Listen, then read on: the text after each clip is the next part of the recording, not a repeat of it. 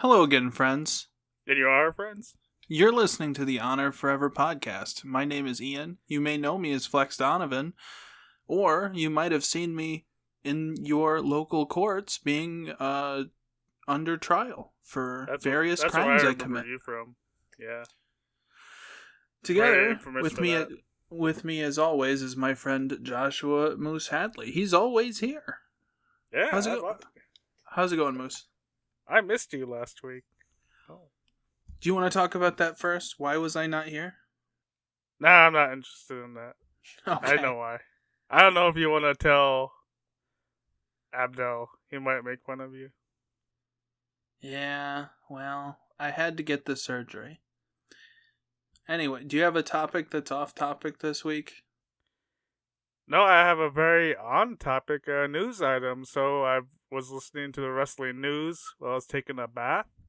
And it seems like Fenix is hurting. You know, he had that title defense of the Ring of Honor World Tag Team titles at AEW Battle of the Belts against Powerhouse Hobbs and QT Marshall. And word is he was hurt after that match. So he's, like I just said, he's taking some time off. He's going to be away for a while. So, who knows when he'll be back. But I heard his foot was hurting, but, it's not an injury, per se. Okay. Like, it's not a surgery type deal, it's just he needs to rest for a while? Yeah, he's taking some time off. Okay. Well, they're not gonna miss the Lucha Brothers on these shows because they've never been on these shows. They were on the week you had a surgery. Were they? Yeah, they wrestled, Well, I'm glad your I favorite missed team, the Trustbusters, I think. I think they wrestled the Trustbusters. That's it. Like, if you could call it wrestling. I mean, we get the Trustbusters every week, but we can hardly see the Lucha Bros. Yeah, it would be a big trade up. My off-topic item this week is we just had the Gopher and Tuck Rapid Coliseum as of this taping a couple days previously when this comes out. That was very fun. The first 45 minutes was fun. The last 45 minutes was a drag. After we knew that our friend Kyrus was going to dominate us. He got 2 more wins than me. God damn. And let's see, I beat him once because he timed out, and then the other time we did a draw because we had a game that went 101 moves, and we had the 50 move rule. He didn't know how to checkmate me with a king and queen. Oh, nice. Yeah, so I definitely flagged. I think that's flagging. Yeah, yeah. I don't like playing chess for that long. I can't get into anything longer than a minute at a time. That's how long this brain stays on. I think my problem with chess is, and it's nice that we're talking about chess. It's often brought up on this show, this match is like a game of chess. Anyway, I feel like when I'm playing chess, I make moves too quickly. I heard a good piece of advice is like take 10 seconds on the move, but you can't do that when you're playing bullet. Otherwise, you'll lose in 6 moves. Right. Yeah. It was fun. There were 6 of us. It was a time. Be nice if we did it again, if we could get a few more people. I've certainly learned some things. I'm glad we did this. And Abdel won. Congratulations to him. Yeah, congratulations. But the bigger... You're our friend, etc. Yeah, but the second last person, Gopher, he was he got Gopher. He's for him, he gained that place in that area there in the arena gets him a DVD of Cars. Yeah, the competition committee, they were not his friend today. That was his idea. That was his idea. He said the second last person should get Cars on a DVD of Cars, and then he realized he didn't get last place. It was, or It was no, Tuck got last place, not him. So he was actually the person who said he ought to get the DVD of cards. I'm just doing what he wants. Oh man. Well, that'll teach him. that'll teach him. I don't think he learned anything, but that'll teach him.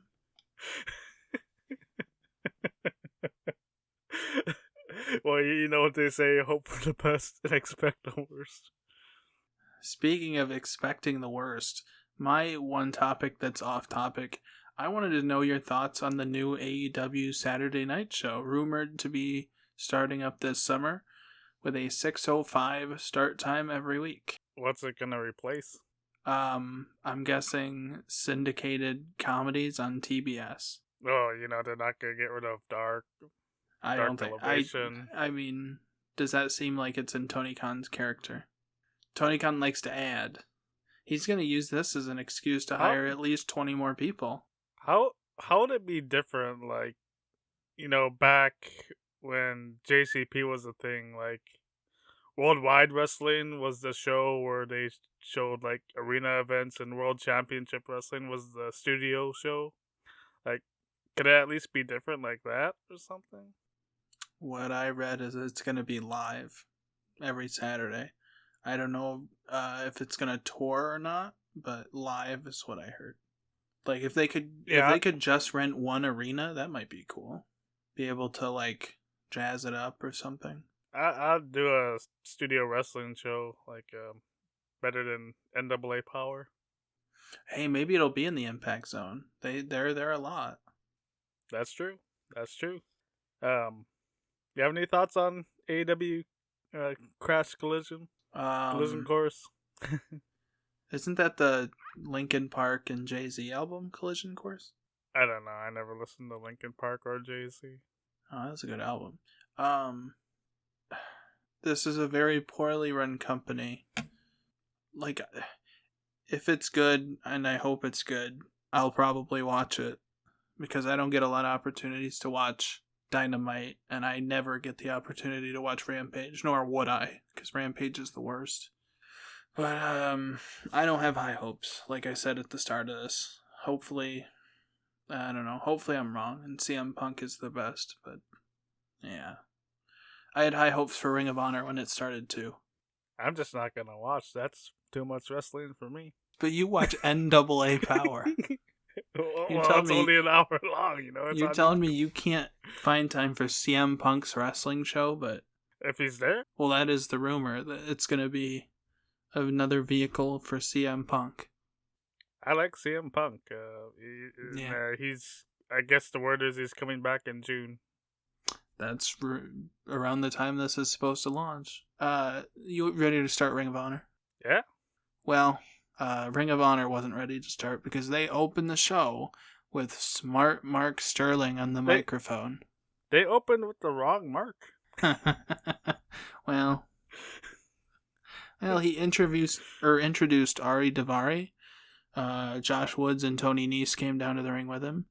Then Mark Briscoe came down to take on Ari Daivari, and Mark beat him in just over 6 minutes. What do you think of the match? When is the Trustbusters gonna be done? I think they are done. This was a 4-on-1 situation, and they couldn't beat the guy they were trying to cheat on. Like, it's ridiculous at this point.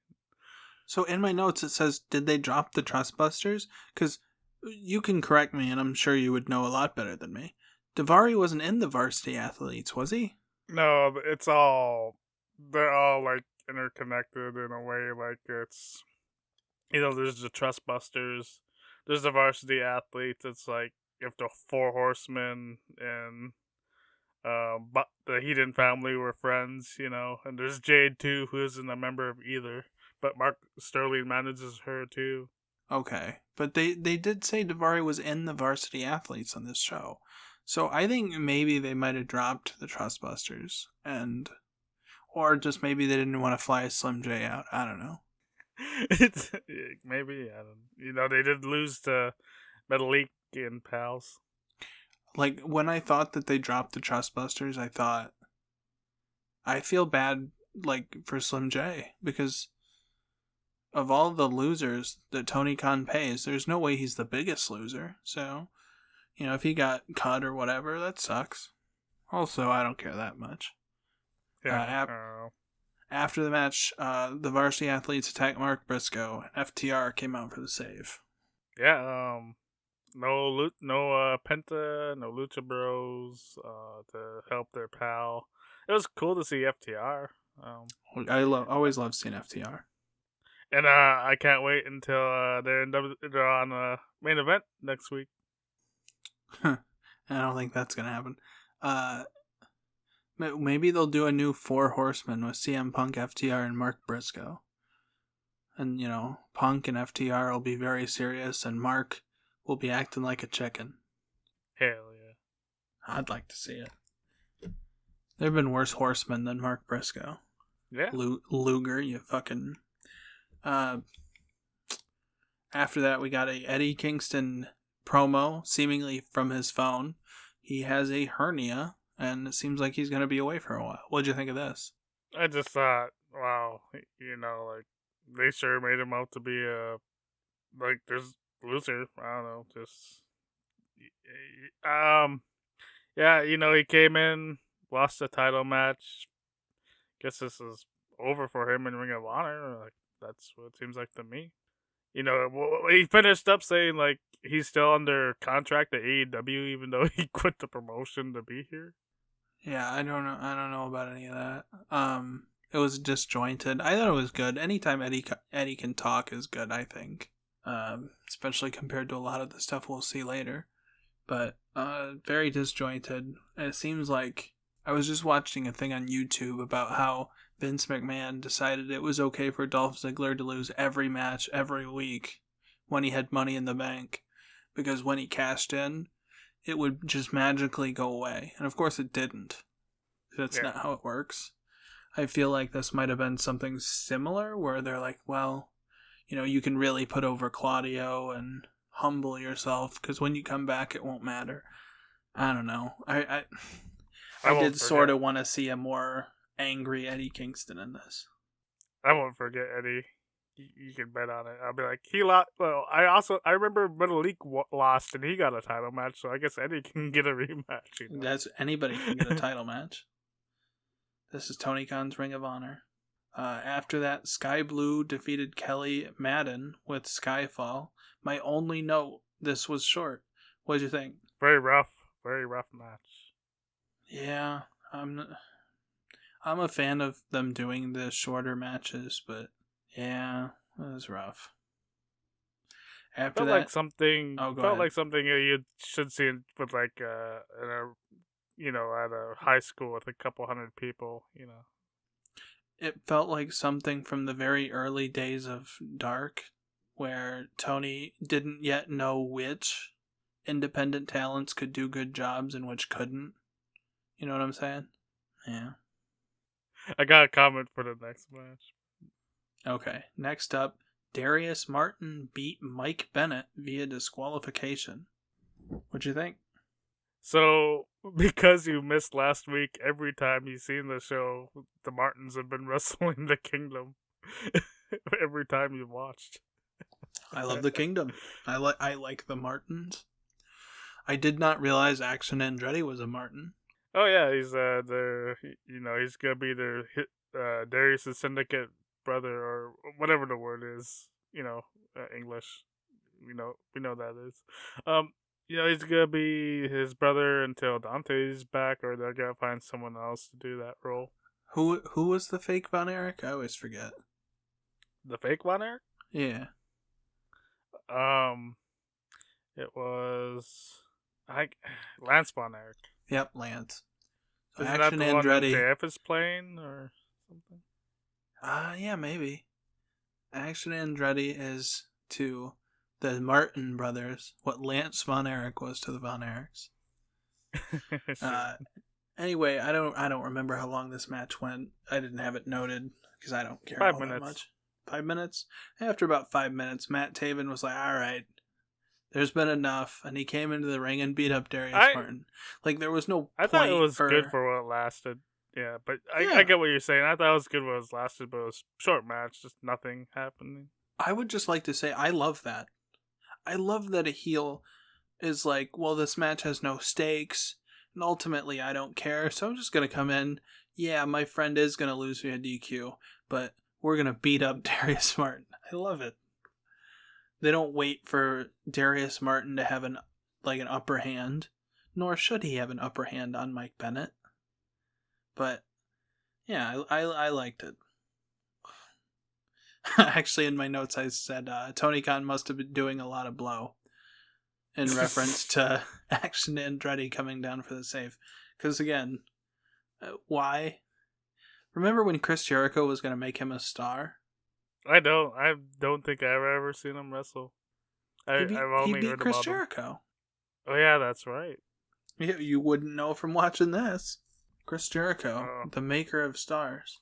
Well, I'm sure that, it's just one of those like Hogan, Billy Kidman things, Yeah, except Billy Kidman did come out of that looking better. Yeah. Up next, Wheeler Yuta defeated Hot Sauce Tracy Williams. What'd you think? It was a good while it lasted. Yeah, Tracy Williams got a new theme. Do you think he's signed? It'd be, I hope if he's signed that he could, win something. Well, somebody's got to lose. Maybe they know what Rhett Titus is doing on NAA Dark or NAA Power. But, they'll get the jobber team. As solos they job, as a team they job, and it always is good. Yeah. I have no opinion on the match. I love Hot Sauce. If you told me the next match was gonna happen a year ago, I would have said I would ask what kind of meth you were on. First of all, before we get to the next match, there was a Darius Martin backstage promo. Oh yeah, with the action, the big star. Did you care? About. Obviously not. I mean, they're gonna wrestle the Kingdom. The Kingdom's great. The Kingdom is great. It'd be nice if the Kingdom had something more depth to do than work a Darius Martin, the lesser Martin brother, and as it turns out, the much, much lesser Martin brother, Action Andretti.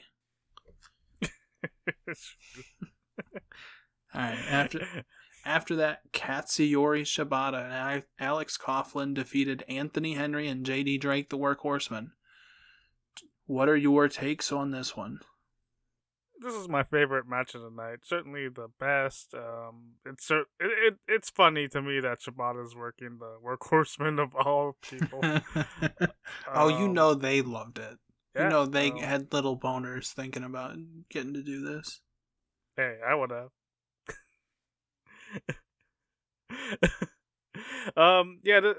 This was a fun match. They got some offense.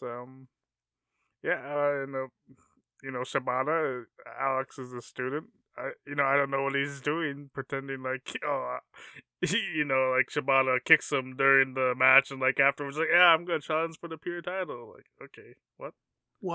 What is the muscle called when it? Norm Macdonald says it's like you have wings.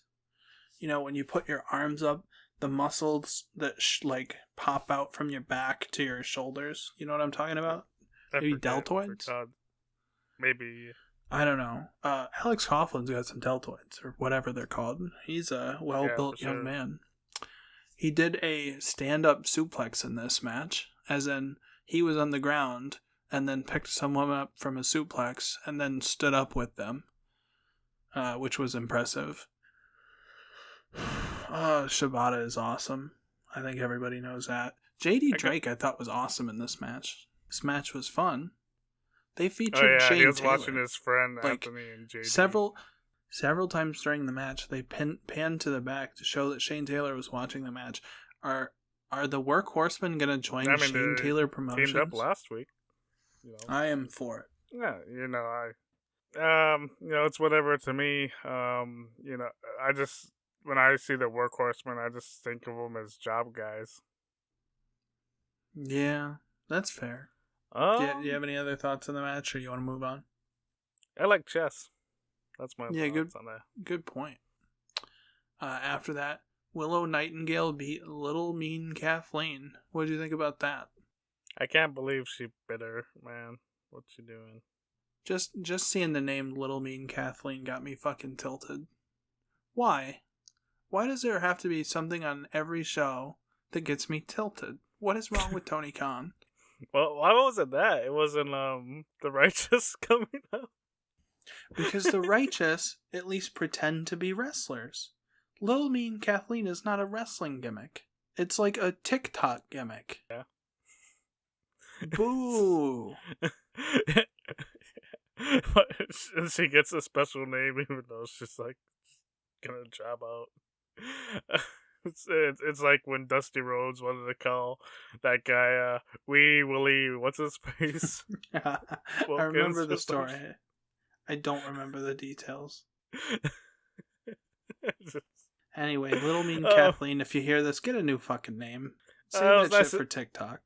Nice to see Willow. Yeah. In my notes, if Willow was The Rock's cousin, she would be 13-time champion. Oh, yeah. She is so much better than Nia Jax. Stupidly better. She's better than Doudrop. She's maybe the best bigger girl in American wrestling right now, right? Not if you don't count Rhea, I guess. She's better than fuck it. I'm trying to Metalik. She's better than Metalik. I'll say that. Low bar, kinda. I mean, I know what you think of Metalik, so.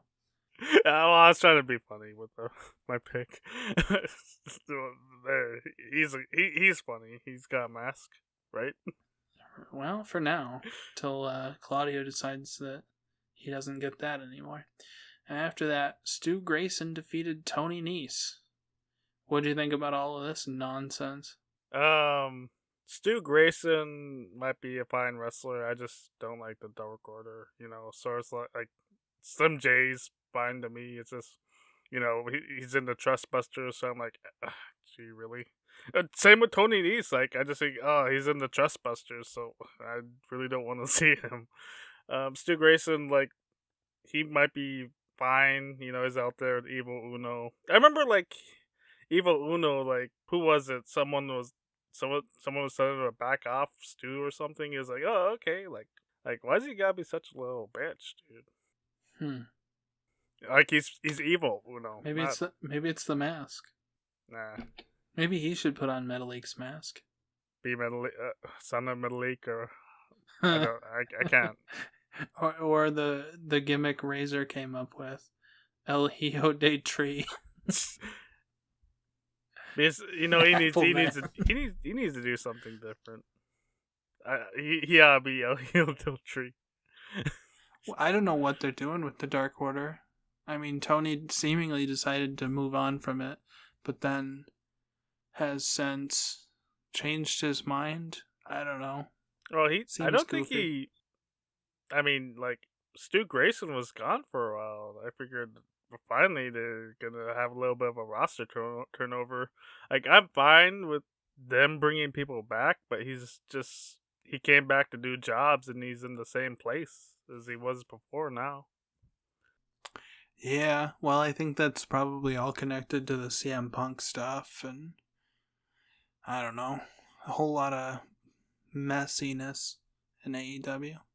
Yeah, like, I'm not trying to be too critical or anything, but see, I'm gonna bring a guy back.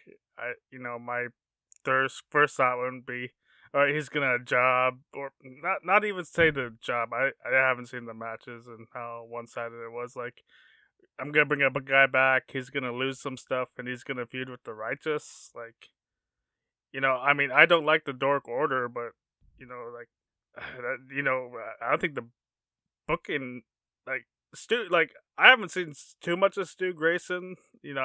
Just like I say, Tony Nese is a good wrestler. I don't like the Trustbusters. He might be just fine. Don't like the gimmick, the group, and the booking isn't really doing them much favors, honestly. Yeah, after the match, Vincent came out. In a backstage promo, Vincent and Dutch basically say that they're going to recruit Stu Grayson. I guess that's what they're doing. I wrote in my notes, I guess I'm gonna give this a chance. I thought Vincent and Dutch in a pre-tape environment was fine. It was the best Vincent I ever saw, which is a very low bar. I hate him more than ISIS. So, I don't have any big complaints with this segment. It involved a bunch of stuff I don't like and was fine. Man, I liked the next match, but then like after that, Really? I liked it. I liked it for what it was, but I didn't like the segment after that. Alright. After that, Athena beat Ashley D'Amboise for the Ring of Honor World. Well, I guess it wasn't for it was for a title shot. Yeah. And you like this? I liked it for what it was. I just thought this is Athena's wrestling a jobber, and I thought someone said this. I don't remember if it was you. It's like she's doing Moxley better than Moxley, and I thought, yeah, that seemed what that was to me here, and this. I'm trying to like figure out why I can say like I almost said the C word on here, like she's being nasty, being nasty, a nasty heel. I don't know if Ashley D'Amboise is a job person because she confirmed on social media that she was signed with Ring of Honor and AEW or something. So I don't know. I don't think. Well, then again, in this promotion, jobbers do get contracts, so maybe she is. What logic is it that Ashley D'Amboise has to beat Athena to get a title shot, but Metalik just gets one? Oh, because he was in the Lucha House Party. That's why. Wasn't Ashley D'Amboise in the Lucha House Party? That was under a different gimmick. Oh. They did a post-match thing where Ashley D'Amboise was complaining to Lexi Nair that it was not honorable, it was more like the Ring of Anger. And then she got attacked again by Athena. Athena personally blamed Lexi Nair. Yeah. What do you think of that? What happened was fine. It's just the way, I thought the attack was very weak, and Ashley was like, she was more like, I can't believe this happened to me, instead of like hurt or, she did like nothing to defend herself, it seemed like. Well, maybe she's gonna wait and try and get Athena ran out of the promotion and then complain about her through intermediaries for months, like some other people. Hey, Ashley, I'm at Josh J. Hadley on Twitter. Just send me some DMs. Everything will be from, unnamed sources. Yeah, we'll keep you anonymous. Yeah. Yeah, you want your story out there, but you want deniability? Like a couple of long-haired fellas you might know? We'll put out your fucking story. You know what? I thought it was awesome that Athena blamed Lexi Nair. That was my favorite part of the show. Yeah, I like Shibata was my favorite, but Shibata that was funny. That was funny. Athena just going, "Hey, you interview person, it's your fault I don't get any challengers. What, is she in charge and nobody knows?" She could have said something to Tony, I mean, Athena knows. Athena's on the inside. She knows more about what's going on than you and I. That's true. Maybe Lexi Nair is in charge. She's like Brooke Hogan when she was in charge of the knockouts in TNA. Okay. Athena versus Brooke Hogan. I would watch. We need it like next week, Tony. Well, it's already taped. Tape it again. Oh, they tape next week? Yeah. That's depressing. Well, they're all taped. Yeah, but I thought they were doing it all after each episode of Dynamite. No, like this one was after Rampage. Well, whatever. I don't like the taping and then releasing it weeks later. A couple of days, I guess I don't care, but I don't know. Wrestling is meant to be consumed live. I'm just wondering how you'd feel back in the day if you're like in Kentucky and or Tennessee and you're watching Smoky Mountain and the show's like or Ring of Honor when the show's like 5 weeks old. I didn't watch the Ring of Honor TV. That's right. That's right. I watched all the live events. I went to everything I could go to. That's why I loved Honor Club so much, is because like 40, 50 shows a year, they would go on the weekends and run these live events, and I'd get to watch them. Yeah. And it wasn't their crappy TV show, which was crappy. And the main event, which was a main event, Claudio Castagnoli defeated Metalik. What'd you think? This was an okay match. Didn't feel like a classic Ring of Honor world title match. No. Wasn't a big fan of Claudio. Like, Metalik's hitting me off the turnbuckle. I can't superplex him, so I'm just gonna wiggle my ass on the second rope over to the middle here. Like, come on, dude. Like, I feel like like I keep saying Metalik is great in trios matches and singles matches. Like Claudio, I feel like Claudio had a better match than Metalik will have had with anyone else on this roster. But like even Metalik sort of dragged Claudio down to his level. I felt there. This match is what I meant when I said I like Metalik, but he's not a fit on this show. Like, he should be in TNA, wrestling for the X Division title in 5-man matches, where when he's not doing his spots, he's on the fucking floor pretending to be hurt. Yeah. That should be his spot. Same thing in a trios match or whatever. It's not a fit here. This was fine. Claudio, they added an intro, or they've extended the intro for his theme, which makes it a lot more palatable to me. It's nice that Claudio's working more as a heel now. But other than that, this was a very nonsense main event.